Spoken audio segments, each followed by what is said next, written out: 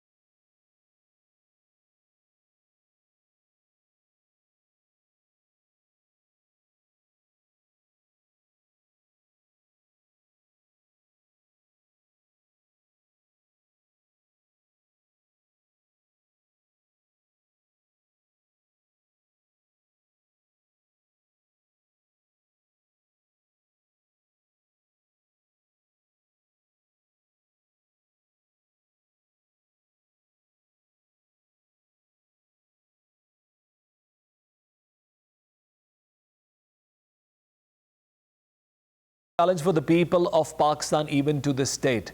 Due to the negotiations between Tehreek-e-Taliban Pakistan and the government of Pakistan, there was a bit of pause, a moment of pause from the government forces, from our paramilitary forces or our law enforcement agencies. Taliban apparently have taken advantage of it and have started to resurface in many parts of the country. Not only that, their media cell is also doing a lot of propaganda, showing as if they have taken control of many parts of the country. Even though it's not correct, let's watch a video prepared by Team Fault Lines before I bring my first guest to this part of program. Militant insurgency has posed a great challenge to Pakistan, though the country has enjoyed comparative peace over the past few years, owing to firm stand of the nation against terrorism of all forms. As the security situation in Afghanistan continues to deteriorate, the prospect of foreign militants relocating there from conflict zones elsewhere is becoming more likely. This development is certain to have a dangerous spillover effect in the region, particularly in Pakistan, where signs of an uptick in the militancy are already being felt. 4 soldiers embraced martyrdom when a suicide bomber blew himself up near a military convoy in the Mir Ali area of North Waziristan district. The ISBR stated that the Pakistan Army is determined to eliminate the scourge of terrorism from the country, adding that the sacrifices of the brave soldiers will not go in vain. Reiterating the nation's firm resolve to root out the menace of terrorism, Prime Minister Shehbaz Sharif said the terrorists will not be allowed to succeed in their sordid designs. Chief of Army Staff General Qamar Javed Bajwa termed terrorism a global threat that has the potential to destabilize the region and called for a well-coordinated response to counter it. Pakistan endured great hardships in this battle against terrorism, and Pakistan's counter-terrorism operations resulted in a decrease in terrorism in the region. I am joined by my first guest in the program who's going to tell us about it, and he's Brigadier Retired Saad Muhammad, defense analyst, joining me over the video link. Brigadier Saad Saab, welcome to the show. Thank you very much. Negotiations with Tehreek-e-Taliban Pakistan. Why did we need to negotiate with Tehreek-e-Taliban Pakistan?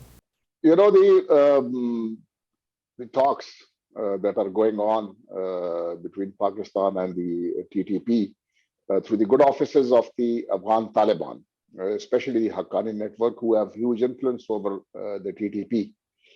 Now the Afghan Taliban have a very soft corner for the TTP because the TTP aligns itself with the Taliban of Afghanistan. And during the 20 years struggle against the NATO and American forces in Afghanistan, the TTP sided with them. So did other groups like the ATOM and the IMU and Al-Qaeda. They all were part of this group which was resisting the American presence in Afghanistan.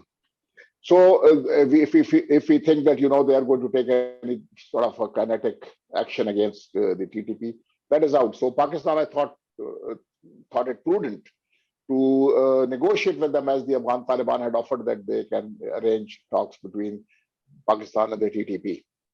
Now, I am the opinion that such talks do not, result in anything good. The TTP wants very fundamental changes in the Pakistani society, and especially after the death of Khalid Khorasani in an attack on his vehicle. Their views have hardened, and they have said that they want the enforcement of Sharia in Pakistan. Now, Pakistan does have a constitution. It has taken certain measures, for example, the amalgamation of the FATA into the Pakhtunkhwa province, which they do not like, and they want this to be reversed. Now, that's a constitutional amendment is required there, and I don't know whether the consensus can be achieved on this, whether the FATA can return to the old order, or whether it's in Pakistan's interest to return FATA to the old order. So at this point in time, I think the demands of the TTP are such that Pakistan cannot, agree to any of those conditions, because that will impinge on our sovereignty and our ability to survive as a state as we know Pakistan. Moreover, about the talk of the ceasefire that was arranged between Pakistan and the TTP. When Pakistan kept its side of the bargain, the TTP didn't. It kept on, attacking the military forces. It kept on taking targets in Waziristan, in both Waziristan, especially in North Waziristan. And the last you must have heard near Bannu, on the Bannu Razmak Road near Patasi Adda, in which 4 of our soldiers embraced martyrdom. So they have not kept their side of the bargain. Recently, we have seen some activity in Peshawar and the Mata area of Swat. And there was a reduction of some security forces in those areas. So I don't think so that talks with the TTP are likely to succeed. And I don't also approve of talking to terrorists. It never achieves any result. Appeasement does not achieve any result. The only way that we can talk to them, I'm not saying that we cannot talk to them, but the only way we can talk to them is that they lay down their arms and they come back in peaceful manner. Leaders have been involved in very heinous crimes, and they must face the law of the land. They cannot be let off, because some of them, like the army public school incident, cannot be forgiven and neither forgotten. Saad Saab, the top political party of Khyber Pakhtunkhwa, Pakistan Tehreek-e-Insaf, has adopted a rhetoric, a political narrative, wherein they say that the current government of Pakistan has the blessings of United States of America to help United States to accomplish her strategic objectives in this region. So doesn't it make the job of Tehreek-e-Taliban easy to instill hatred in the heart of people against the government? The PTI has been in power for over 9 years now in Pakhtunkhwa. Now, for them, the law and order is a provincial subject. The federal government can come to its aid through the availability of the federal forces over there, like the FC and the Frontier Corps and the Pakistan Army, plus all the Pakistan Air Force also. But it's for the PTI to work on this and to ensure that the province is peaceful. It's not the job of the federal government to keep the province peaceful. Now they are making very strange statements that are emanating from the PTI government. Sometimes they blame that the federal government is doing it; it wants to destabilize it. Then they say that the Americans want to destabilize them. I do not know whether the Americans have influence over the TTP, whom they have been fighting for 20 years, and who the major leadership was killed through the American drone attacks. That they have teamed up with the United States to destabilize the Pakhtunkhwa government. So they better make up their mind. Then they make up. Then they say that the various groups they are in. Some of them are involved in these incidents, while the other ones are not. Now they better come out as to who is doing it and who is not doing it. They must not be ambivalent. They must not be scared of the Taliban. At this point in time, it appears that there is fear in the PTI government, and they want to throw the blame either on the United States or on the federal government, and they will not tackle the situation, will not take the bull by the horns. Now they have a responsibility. They are the provincial government. Law and order is their problem. They either resolve the law and order problem, or if they cannot resolve the law and order problem, then the government should leave and leave it to the federal government to tackle the situation. Saad, every militant organization thrives on the popularity of on the support in the heart and mind of the people, the local people, and no militant organization can live without it. So Tehreek-e-Taliban Pakistan is also trying to be popular. They have tried to remain popular in the past as well, for which very reason they use the name of religion. What is your opinion about it? There was a sentiment against the American attack on Afghanistan and the occupation of Afghanistan by the United States and its NATO allies. Now that was resented, but it doesn't mean that the TTP had, taken upon itself that they represent the people of the Pakhtunkhwa province or the erstwhile FATA, that they represent them, and if the Pakistan government does not change policy, then we fight it. Pakistan makes its own policy as per its interests, and no terrorist group has got any right to question that policy once the policy has been formulated by the federal government. The policies are not in the domain of the such groups like terrorist groups like the TTP. They do not enjoy any popular support. This is all nonsense that people talk about, that they have popular support. They do not have popular support. They have killed innocent human beings. They have killed innocent children. They have not even left children. They have killed our security forces. They don't deserve any any sympathy from the people of Pakhtunkhwa, and the people of Pakhtunkhwa do not like them, and neither will they accept them. It's a terrorist group which uses terror as a weapon to subjugate people or to terrorize people. Border fencing has been one of the major issues between Pakistan and Afghan Taliban as well. We know that in the recent past, Afghan Taliban have communicated their resentment on the issue of this fence, which perhaps has choked the illicit trade which the local communities were taking advantage of. Now, do you believe TTP also have problem with this fence because it is going to restrict their movement in Pakistan while coming from Afghanistan? First we take on Afghanistan. Afghanistan has no local stand-by in Pakhtunkhwa province or in Baluchistan. We want a fence. That's for Pakistan to decide whether it wants a fence or not. It is well within the territorial limits of Pakistan. So they have no business to question whether we build a fence or we don't. Now, the second, the TTP.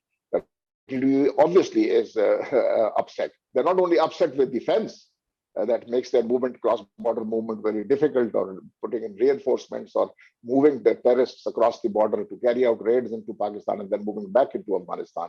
So it is an impediment. I'm not saying it's 100% surety, but it does cause impediments in the free movement of people across the border. Not only that, they have also questioned the amalgamation of the FATA areas into the Pakhtunkhwa province, and they want that also reversed. When that is reversed, it becomes an area which is not governed by the normal laws of the country. There is no police, there is no other government agency to administer that area. It just leaves the Frontier Corps, and the Frontier Corps is mostly on border duties. So the other elements on which the British ruled the tribal areas, now they were, in the Cold War, in the colonial era of the Great Game. At that time, FATA might have been a requirement of the British India, but it is certainly not of Pakistan. And we cannot have areas which are, where the normal law of the land does not apply. So I think Pakistan did the right thing to amalgamate, and the TTP has no business to ask us to reverse it. Saad Sahib, recently Khalid Khurasani has been killed, and we are not yet sure how was he assassinated, what was the means to take him down. But for Amin Zawari, we are sure that he has been killed with a drone strike. So the use of drones once again in this area has started, and in the past it has also caused resentment in the local population. Will it not be more difficult for Pakistan to deal with the local sentiment if the drone strikes start again in Afghanistan? No, I don't think so. There is any public sentiment against the drone attacks on terrorists. This is all, these are all political statements that have been made previously. The terrorists have been taken out. Most of the top terrorists who have damaged Pakistan so much, who attacked our security forces, have been killed in the drone attacks. Even now, Khalid Khurasani, I don't know whether he was killed in a drone attack or in a improved explosive device. Most of the evidence is that he was killed in an improved explosive device. Now, explosive device inside Afghanistan, I don't think so. Pakistan is involved in that. Is a transit point for the U.S. Air Force. They still use it. It's not an operational base, but it is a transit base. So what stops it from asking a one-time permission from the Kyrgyz government to use Manas to carry out attack in Afghanistan and then move out? Thank you very much, Brigadier retired Saad Muhammad Saab, for being guest in our program today. Thank you.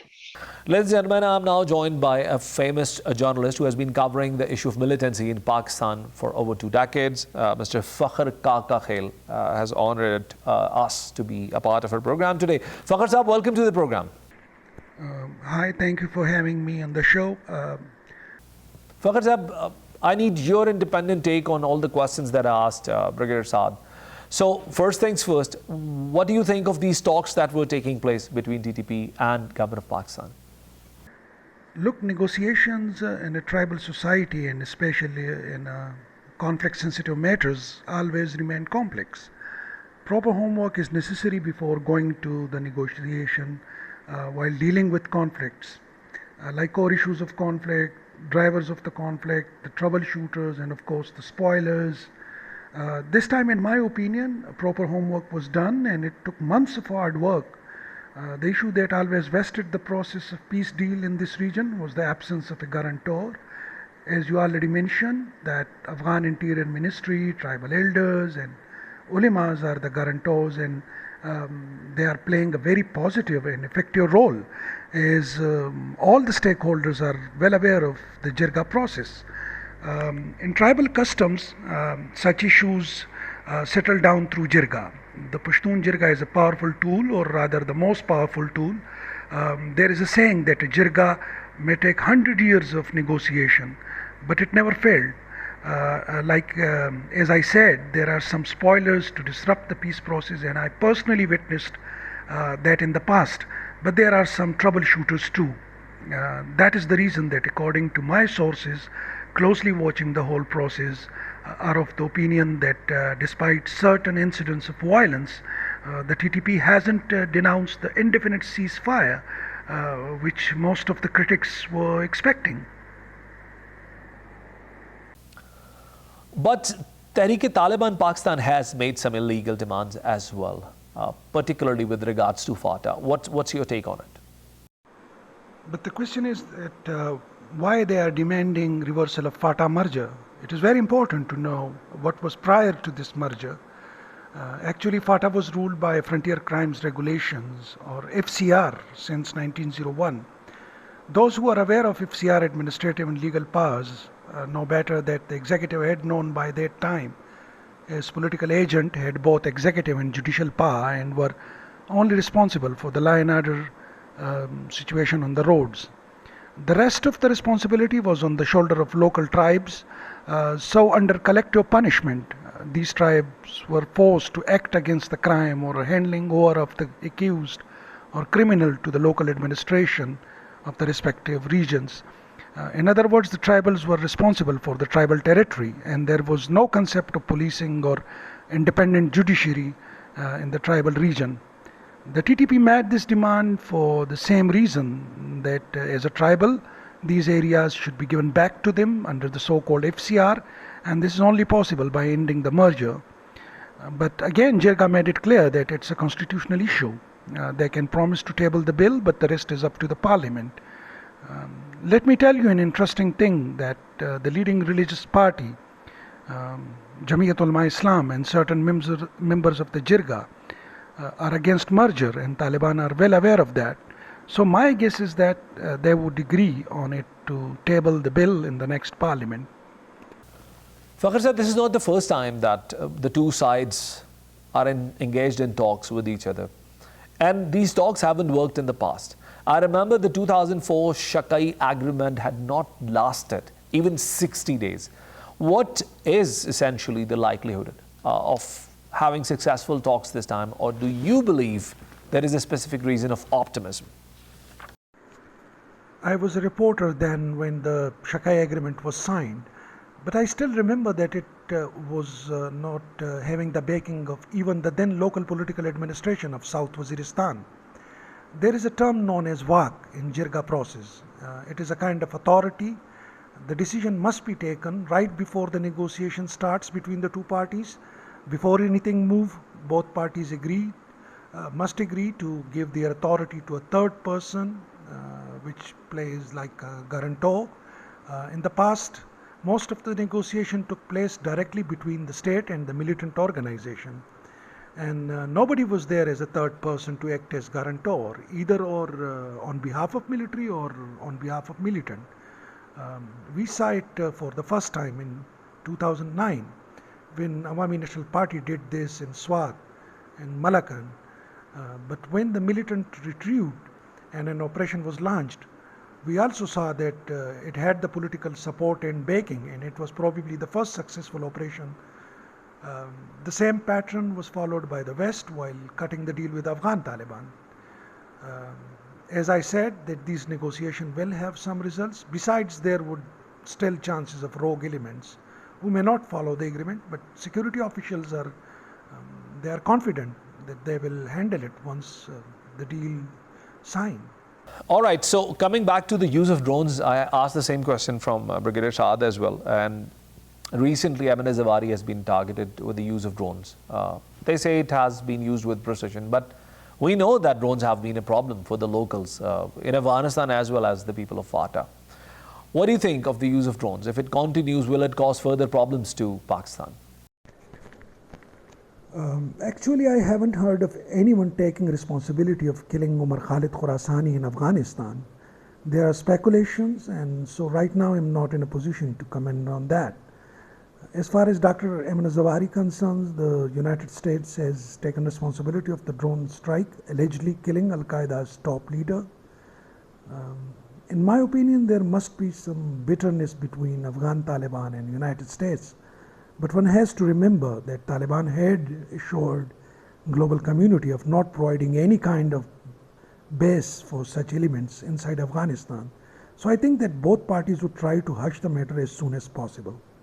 Fakhar sir, Pakistan Tehreek-e-Insaf has adopted a rhetoric. They say that the current government of Pakistan has the blessings of the government of the United States. Don't you think that based on this narrative, they can instill more hatred in the hearts and minds of the local people that may eventually help them for their objectives? While covering this war for almost 2 decades, I found that most of militant ideology depends on perception, which they consider as their reality. Look at the polio vaccination drive. Due to certain perception, particularly after the OBL incident, dozens of polio workers were targeted and killed. Militants or TTP has their own perceptions towards our national affairs. I'm not saying that their ideology is based on Pakistan Tehreek-e-Insaf narrative, but yes, they can exploit it according to their own perception, terming it a reality. PTI had always a soft corner for these militant outfits. Recently, an opposition party has blamed them for paying to militants and involved in terror financing. So far, nobody has denied these allegations from PTI. PTI chief Imran Khan once suggested an office for Taliban in Peshawar.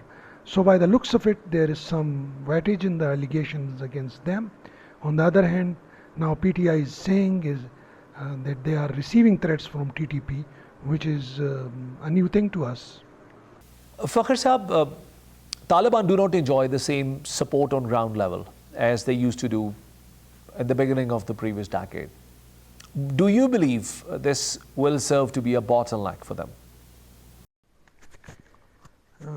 In Pakistan, yes, much has changed. The people of Khyber Pakhtunkhwa in particular and the rest of the country in general just hate violence.